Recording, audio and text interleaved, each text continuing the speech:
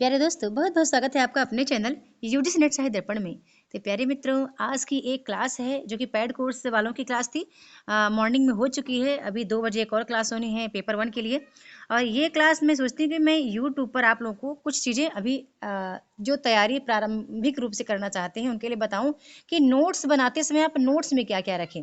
एक चीज़ होता है विस्तार पूर्वक आप पढ़ लेते हैं, लेकिन नोट्स में कैसी चीज़ें आप रखें कि जो कि परीक्षा के टाइम पे आपको उबाऊ फील ना हो और उसको आप पढ़ते जाएँ और ऐसा पढ़ें कि वही चीज़ें, सेम चीज़ें आपके दिमाग में छपें। तो मैंने एग्ज़ाम्पल के तौर पे यहाँ पे आज धर्मवीर भारती के लिए लिया है।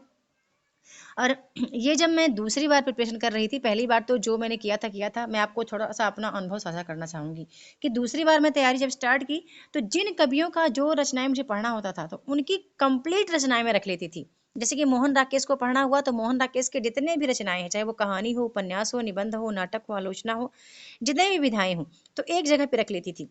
और जब वो हम अन्य विधाएँ करते थे उनकी, तो वहाँ पर मैं क्या था रिवीजन के तौर पे शॉर्टली लिखती थी। तो वही चीज़ें यहाँ दिखाना चाहूँगी। वीडियो पसंद आए तो चैनल को लाइक करना है, सब्सक्राइब करना है, शेयर करना है और बेल आइकन प्रेस करके एक छोटा-सा कमेंट करना है। हाँ, यदि आप इच्छुक हैं मेरे कोर्स में जॉइन होने के लिए, तो सबसे मेरे ख्याल से यूट्यूब पर सबसे कम फीस का कोई यदि कोर्स है, तो वो आपके सावित्री मैम का है, जहाँ आपका स्वागत है। आप इच्छुक हैं, तो आप आ सकते हैं। चलते हैं, बात करते हैं पहले अंधा युग के बारे में थोड़ा-सा बात करूँगी। धर्मवीर भारती का ये नाटक है। धर्मवीर भारती का जो जन्म समय है 1926 से माना गया है। अंधा युग का प्रकाशन वर्ष जो है 1954 माना गया है। तो अब ये प्रकाशन वर्ष लिखना नहीं है, आपको याद रहना चाहिए। जन्म ऐसा मतलब शॉर्टली आपको काम करना है, ठीक है? अब आगे बात करते हैं कि अब अंधा युग हम पढ़ेंगे, लेकिन इनके कुछ और इम्पोर्टेंट हमने रखे हैं जहाँ से परीक्षा में प्रश्न बनते हैं। तो इनके कहानी संग्रह की बात करूँ तो मुर्दों का गांव 1946 ईस्वी में प्रकाशित हुआ था। चांद और टूटे हुए लोग 1955 में। बंद गली का आखिरी मकान 1969 में। ये हो गई इनकी कहानी संग्रह। आगे बात करते हैं इनके निबंधों की। तो इनके निबंध जो है ठेले पर हिमालय 1958 में प्रकाशित हुआ। पश्चिंती 1969 में। कहानी अन कहानी 1970 में। मुक्त क्षेत्र युद्ध क्षेत्र 1971 में। इनकी कुछ मुक्तक कविताएं हैं जो कि ठंडा लोहा है 1952 में प्रकाशित हुआ। 7 गीत वर्ष 1959 में। और ये इनके कुछ प्रबंध काव्य भी आए थे जिसका हम आगे बात करेंगे, ठीक है। इनका एक खंड काव्य है जो कि कनुप्रिया है 1969 में प्रकाशित हुआ, तो ये भी बड़ा महत्वपूर्ण है। आगे हम देखते हैं कि इनकी कुछ आलोचनाएं भी आई हैं। आलोचनाओं में यदि बात करें तो प्रगतिवाद एक समीक्षा 1949 में प्रकाशित हुई। फिर मानव मूल्य और साहित्य 1960 में। इनका एक एकांकी संकलन है जिसका नाम है नदी प्यासी थी 1954 में प्रकाशित हुई। ये महत्वपूर्ण है, कनुप्रिया को जरूर याद रखें क्योंकि इससे बहुत बार प्रश्न बन जाता है। अब इनके कुछ उपन्यास हैं, प्रमुख प्रमुख यहाँ रखे हैं, ठीक है। इतना आपको याद करना है, यदि परीक्षा में धर्मवीर भारती से अब कोई प्रश्न बनेगा तो आप कर लेंगे। तो इस तरह आप अभी प्रारंभिक तैयारी के लिए आप ऐसा ही करें। क्योंकि मेरा जो भी न्यू अपडेट पीडीएफ है, तो आई थिंक मैंने सभी पीडीएफ का मैंने चेंज कर दिया कि आप कोई रचनाकार को पढ़ रहे हैं तो उनका कंप्लीट ही एक बार पढ़ लें। आगे बात करते हैं तो उनके उपन्यास हैं। गुनाहों का देवता 1959 में। सूरज का सातवां घोड़ा 1952 में, ठीक है। इनके कुछ शोध साहित्य हैं, शोध हैं जो कि सिद्ध साहित्य है, ठीक है। इन्होंने कुछ अनुवाद भी किए, अनुवाद किए थे। तो ऑस्कर वाइल्ड की कहानियां 1956 में इनकी प्रकाशित हुई थी। देशांतर है और समकालीन विदेशी कविता का संग्रह है 1980 में प्रकाशित हुई। और एक आता है सहयोगी लेखन, मतलब दो मित्र मिल के काम करते हैं, जो 11 सपनों का देश है 1960 में प्रकाशित हुआ था। अब थोड़ा हम क्या करेंगे कि धर्मवीर भारती के बारे में कुछ महत्वपूर्ण जानकारी यहाँ पर देखना चाहेंगे। प्रत्येक कवि के बारे में छोटी मोटी जानकारी रखिए, लेकिन प्रमुख कवियों के बारे में वो 30 35 या 40 ऐसे कवि हैं आपके यूजीसी नेट एग्जाम में जिनका आपको संज्ञान अच्छे से होना चाहिए, जिनके बारे में। तो एमए में आने पर इन्होंने श्री पद्मकांत मालवीय के पत्र अभ्युदय, अभ्युदय इंपॉर्टेंट है, ठीक है, में अंशकालीन आधार पर कार्य किया। फिर 1948 में वे इलाचंद्र जोशी के पत्र संगम में सह संपादक नियुक्त हुए। इस रूप में 2 वर्ष कार्य करते रहे। इसके बाद बात करते हैं कि इलाहाबाद विश्वविद्यालय में 1960 ईस्वी तक हिंदी विभाग में प्राध्यापक के रूप में नियुक्त हुए। 1960 में इन्होंने अध्यापन कार्य छोड़कर धर्मयुग पत्रिका का संपादन का दायित्व संभाला, ठीक है। तो ये भी महत्वपूर्ण है। जितनी चीजें यहाँ पे आती जाएंगी उसको आपको अच्छे से देखना है। फिर 1961 में ये कॉमनवेल्थ के आमंत्रण पर इंग्लैंड तथा यूरोप के अन्य देशों की यात्रा पर गई। फिर आगे है कि 1972 में इन्हें इनकी विशिष्ट साहित्यिक उपलब्धियों के लिए भारतीय सरकार द्वारा पद्मश्री उपाधि से सम्मानित किया गया। अब मैं थोड़ा सा बात करूं अंधा युग के बारे में। ठीक है, तो इस दृश्य काव्य में अंधा युग कैसा है, एक दृश्य काव्य है। ठीक है, ध्यान रखिएगा, अंधा युग के बारे में बात कर रही हूँ। ये पीडीएफ हमारे जो ग्रुप में है सबको मिल जाएगा। तो अंधा युग की यदि बात करूं तो इस दृश्य काव्य में जिन समस्याओं को उठाया गया है उसके सफल निर्वाह के लिए महाभारत के उत्तरार्ध की घटनाओं का आश्रय ग्रहण किया गया है।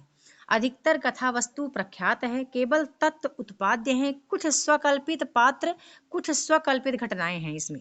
ठीक है, ध्यान से देखिएगा, स्वकल्पित यानी स्वयं की कल्पनाओं से निर्मित की गई हैं, कुछ पात्र भी और कुछ घटनाएं भी। प्राचीन पद्धति भी इसमें देखने को मिलती है। अब थोड़ा सा अंधा युग की बात करूं, इसके निर्देशन की। इसकी जो स्थापना लिखी गई है, तो स्थापना में पुरानी कथा की नई व्याख्या की प्रति सामान्य जिज्ञासा उत्पन्न होती है। इसका जो विषय वस्तु है, ऐसा बोलूं तो, कि जो इसकी कथाएं हैं ना, तो कथाएं इस समानांतरता के साथ चलती हैं कि मतलब जिज्ञासा पाठक या दर्शक के मन में आती जाती है कि आगे क्या होने वाला है आगे। और यही जो नाट्य वृत्तियां, यही जो नाटक की प्रवृत्ति है, कहीं न कहीं दर्शकों को बांधी रहती है, चाहे विधा कोई भी हो। यदि ऐसा है कि अभी जिज्ञासा बनी रहे कि आगे क्या होगा, आगे क्या आएगा, तो फिर वो कहीं न कहीं, और वही रचनाएं बहुत प्रसिद्धि प्राप्त करती हैं। तो इसमें बात करूं, जो इसका स्थापना है, तो स्थापना में क्या है कि पुरानी कथा की नई व्याख्या के प्रति सामान्य जिज्ञासा उत्पन्न होती है। अब इसके कौरव नगरी इसका पहला अंक है। ठीक है, बात करूं कौरव नगरी की, तो कौरव नगरी का जो पहला अंक है, पहले अंक में उद्घाटन से पूर्व कथा का ज्ञान होता है और संजय द्वारा लाया होगा। ठीक है, माफ कीजिएगा, यहाँ पे टाइप थोड़ा सा मिस्टेक हुआ है।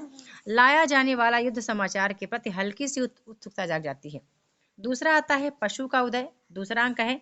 तो इसमें होता है कि दूसरे अंक में अश्वत्थामा का एक आलाप रोचक है, क्योंकि यह अश्वत्थामा के चरित्र और उसके भावी संघर्ष को निश्चित करने वाली आंतरिक प्रेरणा अथवा कुंठा की नाटकीयता देता है। वृद्ध की हत्या में कार्य व्यापार तीव्रता ग्रहण करता है। तीसरा है अश्वत्थामा का अर्ध सत्य, जो तीसरा अंक है। तो तीसरे अंक में दैत्याकार योद्धा के मायावी रूप, युत्सु गांधारी प्रसंग की विडंबना, गूंगे सैनिक के करुण त्रासद प्रसंग, दुर्योधन भीष्म के द्वंद्व युद्ध के परिणाम के प्रति दर्शक पाठक का कुतूहल निरंतर बढ़ता रहता है, जो अश्वत्थामा द्वारा अर्ध सत्य की प्राप्ति तथा उसके प्रतिशोध प्रतिज्ञा के साथ उसके चरम पर पहुंच जाता है। एक और आता है पंख, पहिए और पट्टियां, जो कि अंतराल का विषय बनता है। यहाँ पर अंतराल में प्रेत लोक के से वातावरण और युद्ध याचक के संवाद में विचित्रता के कारण रुचि पैदा होती है, किंतु युत्सु, विदुर तथा संजय की सपाट व्याख्याओं से वह तत्काल ही समाप्त हो जाता है। एक बात कह दूं, मैं ग्रुप में इसको मैं चाहती हूँ कंप्लीट पढ़ाऊं, मैं अंधा युग का कंप्लीट व्याख्यान में पढ़ाऊं, और जिसको मैं अपने समूह में ग्रुप वाइज डिवाइड करूंगी कि प्रत्येक को वाचन करना है, हम सब साथ मिलकर इसको तैयार करेंगे। ऐसे ही बहुत से नाटक, कहानी, उपन्यास जो भी है सबका हम इस तरह अध्ययन करेंगे। एक और आता है गांधारी का साप, चौथा अंक आता है। तो चौथे अंक के आरंभ में गांधारी के पाषाणी रूप से दर्शक प्रभावित होता है, किंतु संजय विदुर के संवादों द्वारा अश्वत्थामा के प्रतिशोध के जीवंत वर्णन भी दृश्य के अभाव के कारण दर्शक को पूरी तरह बांधे रखने में सफल नहीं हो पाते। संजय की माता में दृश्य की जिज्ञासा है, जबकि तर्पान यात्रा में कोई रोचकता नहीं, परंतु तत्काल अश्वत्थामा और अर्जुन के ब्रह्मपुत्र ब्रह्मशास्त्र युद्ध से क्रिया व्यापार तीव्र होता है। यो दुर्योधन के कंकाल तथा अश्वत्थामा के प्रति कृष्ण के अनन्य अन्याय के विरुद्ध गांधारी के साप पर नाटक का कार्य व्यापार अपनी सीमा पर स्पर्श कर लेता है। एक और आता है टॉपिक, विजय एक क्रमिक आत्महत्या, जो कि पांचवा अंक है। पांचवें अंक में युधिष्ठिर की चिंता, तत्कालीन राजनीतिक स्थिति का वर्णन, युत्सु का आत्मघात, धृतराष्ट्र तथा गांधारी का आत्मदाह लगभग विवरणात्मक ही यहाँ पर दृश्य देखने को मिलते हैं। प्रभु की मृत्यु एक अंतिम दृश्य देखने को यहाँ पे मिलता है। अब मैं कह रही थी कि हमने यहाँ पर धर्मवीर भारती से संबंधित लिया, लेकिन आगे जितने प्रश्न आएंगे सब धर्मवीर भारती और इनसे मिली रचनाओं से ही हमारे आधारित होंगे। ठीक है, देखिएगा, मतलब अधिकतर प्रश्न जो है वो धर्मवीर भारती से ही लगे होते हैं। तो इस तरह आप अपनी तैयारी करें, कोशिश करें कि आप अभी समझ सोच कर जानबूझ अपने मतलब दिमाग का सही इस्तेमाल करके आप कोई कोर्स ज्वाइन करें। है ना, कि जहाँ पर आपको भाव समझ में आने चाहिए, भाषा सरल शब्दावली होनी, जो सरल मतलब शैली ऐसी हो कि जो आपको सरल हो, आपके समझ आने योग्य हो। ठीक है, एक छोटी सी वीडियो बनाई है मैंने, प्रतिदिन एक छोटी सी क्लास यहाँ पर देने का कोशिश करूंगी। और तो वीडियो कैसी लगी, लाइक और कमेंट के माध्यम से अवश्य बताएं। बहुत बहुत धन्यवाद।